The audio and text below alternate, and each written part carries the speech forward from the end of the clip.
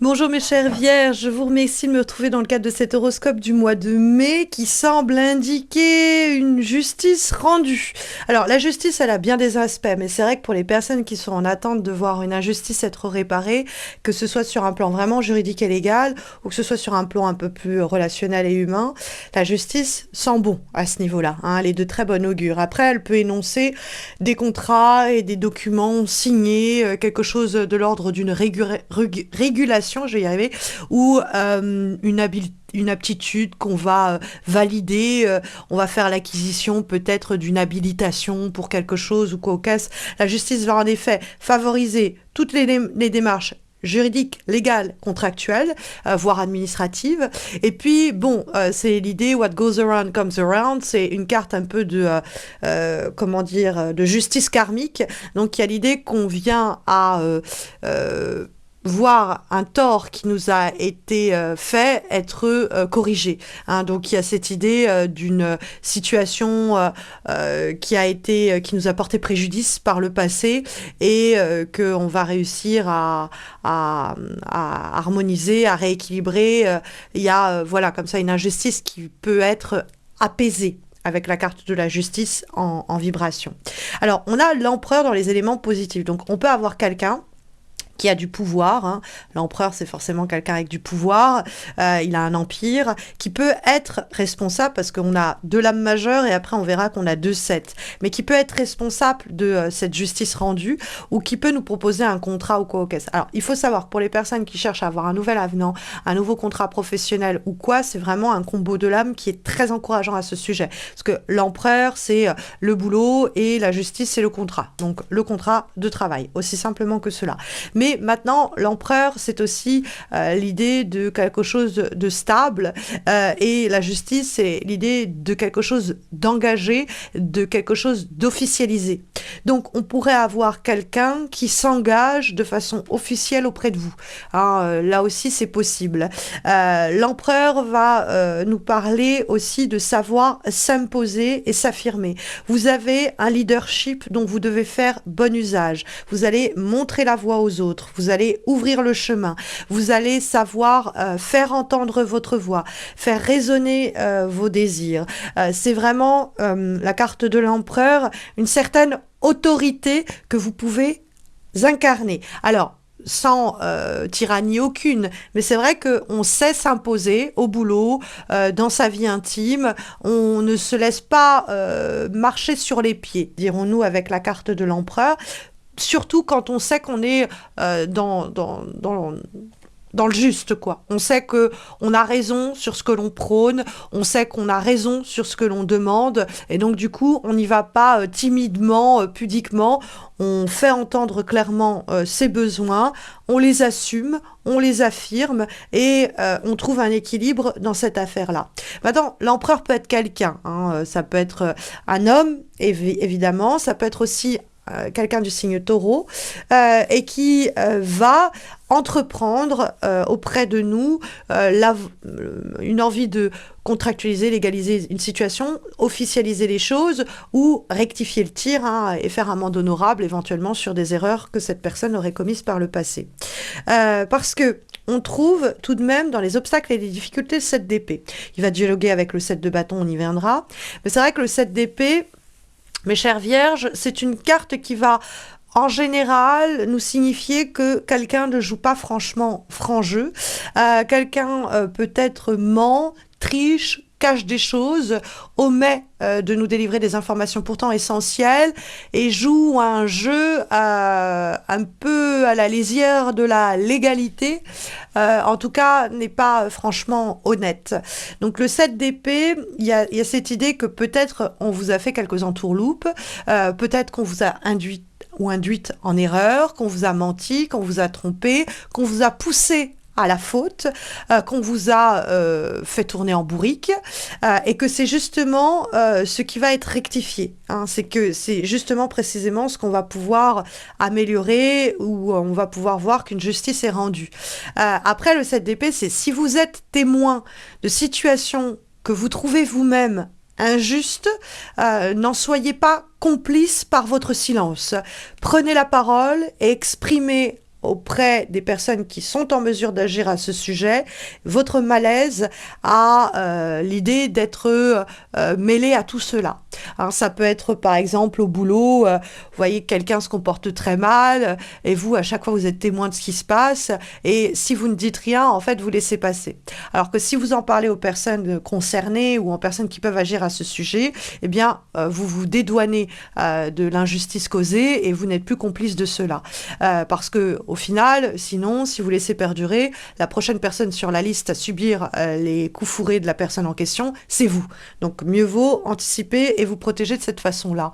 Le 7 d'épée nous met en garde également contre des actions à la lisière de la légalité. Donc n'agissez pas de sorte à vous mettre dans des situations pas claires, troubles et inquiétantes, parce que vous pourriez vous faire attraper la main dans le sac. Le 7 d'épée nous met en garde contre cela. Si vous cachez, vous mentez, il y a malheureusement des chances que vous finissiez par être attrapé en train de mentir. Donc, hein, justice, on se comporte de façon droite. La justice, c'est un peu la chanson de Johnny Cash, I walk the line. Hein, je marche sur la ligne dans le sens où je ne déborde pas, je ne fais pas des choses en dehors des cadres convenus.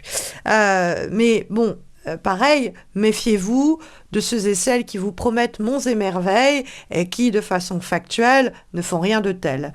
Donc, regardez bien qui travaille avec vous, regardez bien votre partenaire. Est-ce que l'on vous ment? Est-ce que, en tout cas, on ne vous dit pas tout? Et avec l'empereur, prenez les choses à bras-le-corps et faites en sorte de réguler la situation, de la régulariser peut-être même. Parce que, en réponse au 7 d'épée, nous avons en direction pour votre mois de mai, mes chères vierges, la carte du 7 de bâton. Or, la carte du 7 de bâton, c'est une carte militante, c'est une carte engagée. On croit en ce que l'on défend et on ose défendre ce en quoi l'on croit. Et d'ailleurs, avec le 7 de bâton, quelquefois, on ne défend pas que notre cause. C'est-à-dire, on prend la défense d'autres personnes. Alors, peut-être qu'on se défend soi, mais en se défendant soi-même, on rend un service à d'autres personnes qui sont dans notre situation. Mais quelquefois, c'est vraiment presque le syndicaliste, quoi, le 7 de bâton. C'est-à-dire que j'ose prendre la parole au nom des autres qui ne peuvent pas se défendre, qui ne peuvent pas se protéger, et je me bats pour que notre parole soit entendue et que justice soit faite. Hein. Et donc, il peut y avoir sinon quelqu'un qui, l'empereur, fait ce travail-là pour vous et vous en bénéficiez en termes de résultats. C'est-à-dire qu'il y a quelqu'un qui va se dire « ça, c'est plus possible », etc. Et puis, timidement, vous pouvez vous joindre à cette personne-là, mais en tout cas, vous bénéficiez des résultats que cette personne, en prenant la parole, permet d'engendrer.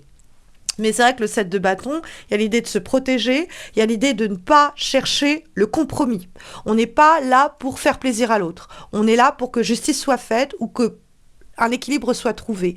Donc, on trouve que cette relation, ça fait trop longtemps qu'elle est claudicante, quoi, qu'elle est bancale. Et on veut quelque chose de clair, de carré et d'officiel. Donc, on va pas accepter quelque chose mi-figue, mi-raisin. On veut quelque chose de clair, on veut quelque chose de net. On vit ensemble, on officialise auprès de la famille, on se fiance, on achète ensemble. On veut des choses claires, des événements qui sont concrets pour appuyer le besoin d'équilibre que l'on recherche dans cette relation donnée.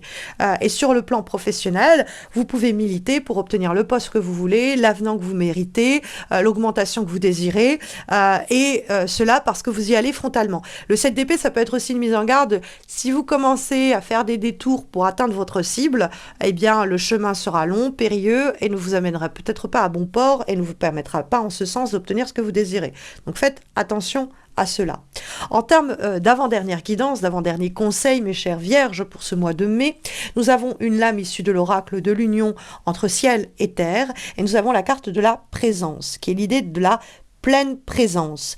On vous dit d'être pleinement dans ce que vous faites ce mois-ci. C'est-à-dire que vous pourriez être un peu en veille sur le plan du boulot. Je cherche, mais un peu passivement, peut-être un poste ou un nouveau poste. Là, on vous dit cherchez à fond. Soyez pleinement dans votre recherche. Vous êtes un peu passif ou passif dans votre relation. Là, on vous dit prenez le taureau par les cornes et agissez de façon active. Il y a cette idée d'être pleinement dans ce que vous faites au cours du mois de mai. Cela pourra avoir des effets vertueux, notamment soulignés par la carte de la justice.